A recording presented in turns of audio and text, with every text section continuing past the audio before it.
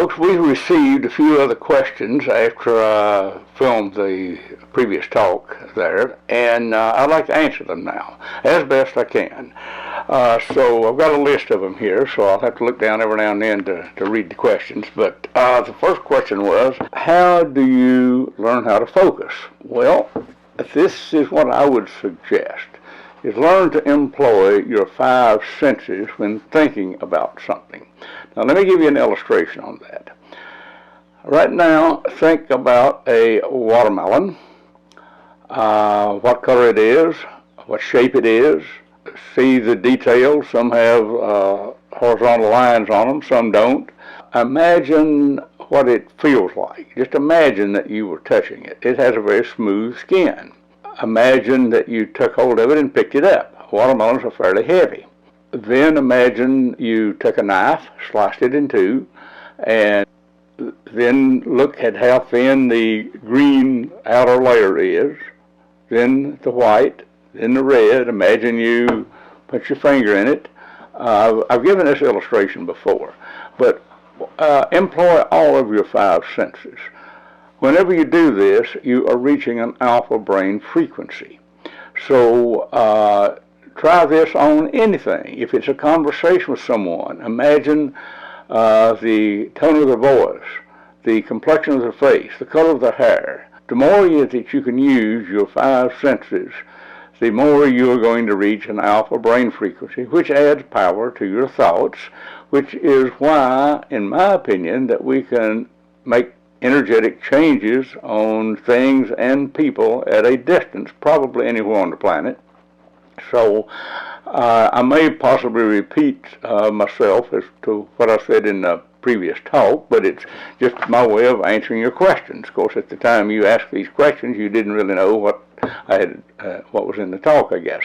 So anyway, that's it. Use your imagination is the bottom line, because imagination is extremely important. Everything that has been invented was first done with imagination. Think maybe I may have told you this, but if you wish to accomplish something, and then I'll give my own way of doing this. You'll work on a farm. If it's building a fence, cutting down a tree, tilling the garden, whatever, I create a mental picture of that. And I find that by doing that, I get the job done so much easier and so much faster. So just incorporate this into your everyday life. It's pretty simple, especially incorporate it into having conversation with people that you want to go well. That's the best way I know to answer that question. That's how you focus, and the more you focus, the more you accomplish. The next question is, do I clear myself before dowsing? No, I don't really see a reason to, with one exception. Once upon a time I was dowsing for one of my friends, and I knew I was getting the wrong answer, but I didn't know why I was getting the wrong answer. So I simply looked up like this. Why? Because that puts me in an alpha brain frequency. And I said, okay, what's the problem? And it says, check your polarity. That's just a thought that came to my mind. I found that my polarity was only 20% balanced. I balanced it. And how did I do it? I said, hey, I want to balance my polarity. It's that simple. Don't complicate this stuff, folks. And then I dowsed the questions again. I got the right answer. But as far as clearing myself, no, I really don't, because I just haven't seen a reason to do that. Okay, the next question is, do I have a simple way of clearing myself from various entities and so on? Well, first off, I don't have any. And most of you folks won't, because usually pretty good people that are working to make a positive difference don't really have a tendency to attract negative entities. But some people do, and the question here, I believe, was how do you clear other people and so on. Well, folks, I made this real simple. I've got a film on this. It's a DVD called Change Energy, Change Your Life. It's about probably 45 minutes long, maybe a little longer, and I go through a whole list of stuff on clearing people. So that is the simplest way that I know to for you to learn how, is watch it, practice it, and get to where you don't have to watch a film every time you do something. Just learn how. Because I provided this information for you, and all you got to do is get it and watch it. Wanted me to explain a statement I made about the energy has increased more in the last couple of years than it has in the last 23 years. I'll explain this as best I can, and I'm not going to tell you that I fully understand it, because I probably don't. But back in '98, when I first started learning how to measure energy, the ideal energy of a human being on the scale in which we were using was about 8,000. That was really an accomplishment to get anyone up that high. Today, that's obsolete. Now, I've been measuring energy probably every day and many times a day since 1998. Why? Simply because there's a continual, never-ending line of people that are asking for help. And the first thing I always do is measure their energy. That tells me, are they in good shape or bad shape? So if their energy is 0, I know they're in bad shape and need help. But you say, but what if their energy is a lot higher than that? Well, they probably don't need as much help, but they may have a few things wrong. What I started noticing was every few months, with no regularity that I could tell, the ideal energy of a person would raise. We were able to get the person higher than we could before. It first went from about 8,000 to maybe 10, then 12, then 15. And then by the time we got up to 20, we thought we were really accomplishing something. Well, folks, I'm not going to tell you what it is now, because I don't think you would believe me, and I'm not even sure I'll believe it. But let's just say that it is far beyond what it started out. Now, what do we call this energy? I don't have any definition for it. I don't really see that I need one. What to me is important is the more energy we have to work with, the more we can accomplish. Now, let me give you an example. Back then, if we could do an exorcism on someone, it might take a little time to do it, but it wasn't that difficult. Today, we can do an exorcism on an entire group, organization, audience, whatever. We couldn't do that back then. Recently, I was on a talk event on Skype, and I had some people in Western Australia, and as I was talking with them there, I realized that there was something wrong with the water that they were was coming into their homes, and regular just drinking water. Well, we were able to clear that up, and I may possibly have told you that in the previous talk, because frankly that talk was made over a month ago, and now I'm just doing follow-up with questions on it, so I don't honestly remember what all I put in the talk. But bottom line is, we were able to clean up the lake. I got 27 emails from folks thanking me that they had good water now. We couldn't have done that back in '98. Why? We didn't have the energy to do it with. So this is just a few words of encouragement. Folks, you have more energy to do with now than you have ever had. Don't limit yourself. If you think about it, give it a try, see if it'll work. That's what I do. You don't need to ask me if you can do it. I don't ever ask you if I can do something. I do it and then I tell you about it. Well, I suggest you follow the same procedure. Because if you have to ask me if you can do something, that tells me you don't have confidence. If you did, you'd already done it, and then you'd sent me an email telling me what you'd done. Why don't you take that route? If you think of something, try it. You might win. You probably will. But if you don't do anything, you're not going to win. The reason that I win a lot more than I lose is because I do things. And I don't ever ask anybody their opinion on can it be done. I just do it. That's probably the difference in winners and losers. Okay, you've asked a very good question here that I don't really have a very good answer for, and that is, what scale do I use on measuring energy? So the only honest answer I can give you, I don't really know. Is it above a scale? Maybe. but I'm not all that familiar with the Bova scale.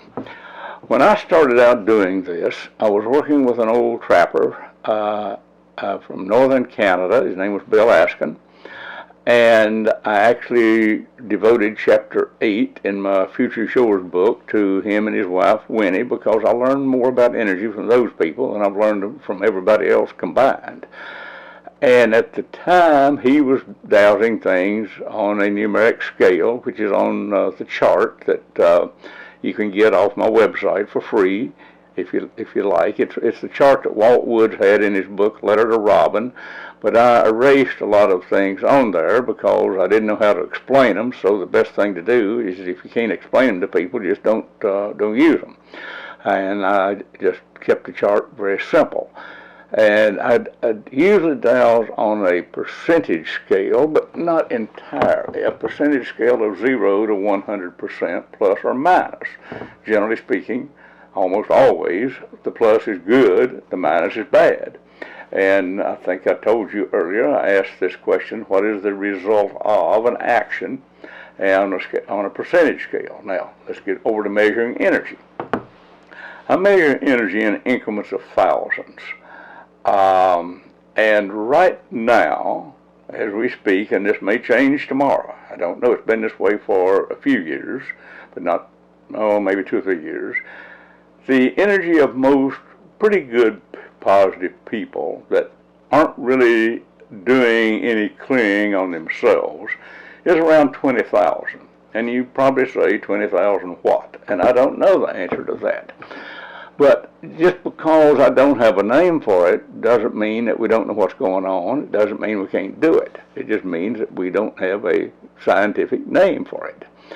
So, as I said earlier there, when we started out, ideal energy was about 20,000. Well, it finally got up, I will just go this far to say it got up over 100,000. And that is high, and then it went to an unbelievable level. The question here also is the increase of energy, let's see, how did you actually word that?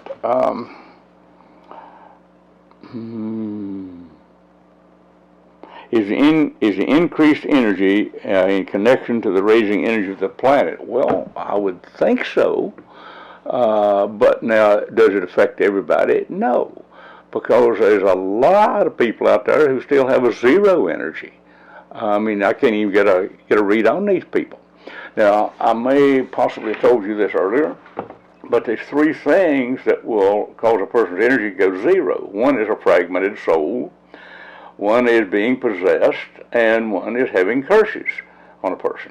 If I check, and now some people will just have an abundance of negative emotions in their body, and that will bring them down to zero. Those are the only 4 things I know that brings a person's energy to zero. The most of the people that I check on, that are, like I say, pretty good people, they will have an average, they gravitate back to about 20,000. I can raise their energy up there, but if they don't do anything about it to maintain it, it's going to gravitate back to around 20,000. But if they get themselves in real trouble, of course, it can go back to zero. That's the best way I know to explain this. I don't have scientific explanations for a lot of stuff I do, but it still works. So let's see what else you've asked here. This question is not the best thing in the world to try to answer, but how do you get out of your own way if you don't know what's in your way? Well, let me see what we can do here. I would simply ask, I'd just pick up my pendulum and ask, is there anything adversely affecting my dowsing or affecting my accuracy? And you'll probably get a yes. Then you're going to have to figure out what it is. You might get lucky and say, can I eliminate, or you might want to use the term neutralize, any and all factors and conditions that adversely affects my dowsing. The worst you'll do is nothing, so just go for it and try it. If you can figure out what it is, that's fine. But if you can't, you can probably just clear yourself with intent. Because intent's a pretty powerful word. And people ask me, how do I do things? And the answer is, I do them by intent. So that would be my suggestion to you.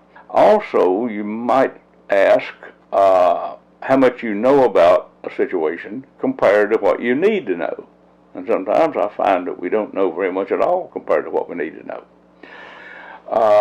My life doesn't have time for things like that. I work all the time because like I say, it's a never-ending line of folks out there that need help. I don't really meditate as you might consider meditation. What I do, I might just take a deep breath and think about the situation, and usually the answers will come to me. That may be a definition of meditation. I don't know. The next question was, should beginner dowsers meditate? Well, that's up to you. I don't ever tell anybody to do that. I just say learn to focus your mind and you will get better information. So if you want to call it meditation, that's fine. I don't normally use the word, but there's not anything wrong with it if that's in your vocabulary and you're comfortable with it. In my opinion, dowsing itself is a form of meditation because I get information while dowsing that I would not get if I wasn't dowsing. I think this is just really depends on what kind of definition you want to put on something. Next question here, and I'm going to kind of look down to read it here. How to get relief from allergies, diabetes, cancer, colds, and broken bones. Well, there's a lot of difference between allergy and cancer. At least in my opinion there is. So there's not any one thing to do that's going to solve all these problems. And I don't have an answer that's going to solve all the problems. But I have an answer that's going to help you with the allergies. Because, again, I was my own first customer. I had allergies pretty bad. Sneezing, runny nose, watery eyes, this kind of stuff in the springtime due to pollen. A lot of people have this problem. I've had some excellent results of helping people get over allergies. So rather than write me and ask me to do it for you, I'm going to tell you how to do it yourself. Right here it is, and I will speak slowly. I desensitize the mucous membranes of my body to all allergens and irritants. Try that at least once an hour. And I clean myself up like that. Not only that, I have helped an awful lot of other people simply by email. I never talked to them. They just sent me an email, and I just basically mentally repeated that phrase using their name and told them to do it, sent them an email back, told them to do it, and did it work? Yeah. It has worked not only with pollen and springtime and fall allergies, it has worked with a long list of foods that some were severely poisonous to the person, and it worked. And you might say, why did it work? And I'd say, well, probably because we wanted it to. You see, folks, I don't really dig into stuff to find all the details. I just look at the problem, fix the problem, move on. If it worked, that's fine. If it don't, well, maybe we'll try it again. Might work second time. Sometimes you have to do something more than once. But don't pick it apart, because you folks that always want to ask all the various questions about why something worked, why it didn't work, what are all the conditions. I got one common thing that I say to everybody like that. You went to the wrong school and you stayed way too long. Keep it simple. You'll have a lot better luck. Oh, one more thing I wanted to say on that. Don't get the idea that I have a method for curing every ailment known to man. I don't. I don't ever claim anything like that. And there may be things you can do that I haven't done. But do I claim that I cure cancer? No, I don't claim I cure anything. Actually, this is what we did for the people and they got well. I got an email the other day that said, do you do long distance healing? I simply wrote back and said, do people get well? Think so.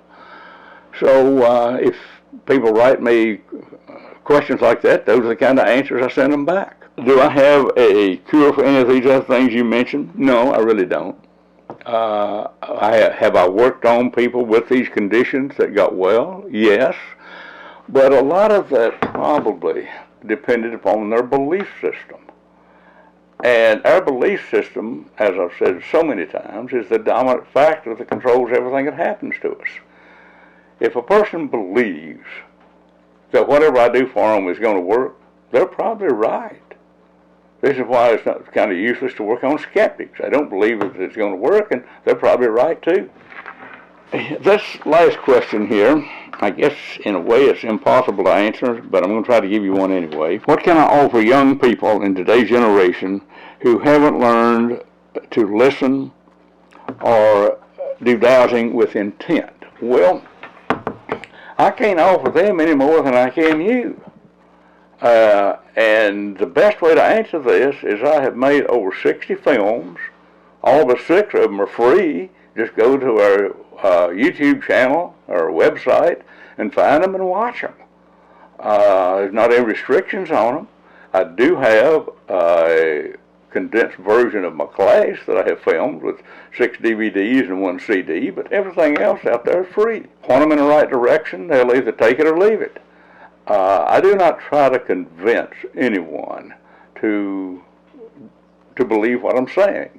If they are interested, I'll do my best to give them a decent answer, maybe a simple explanation, but I don't really try to convert anybody. Whenever people are ready, we've got information, so if you have somebody that you have in mind there, whoever wrote this question, just go to our website, go to our YouTube channel, and tell the person, hey, you may find something here that's useful, and maybe they will, and maybe they'll get them interested. Thank you for your questions, and hope I've given you some useful answers. So you have a good day.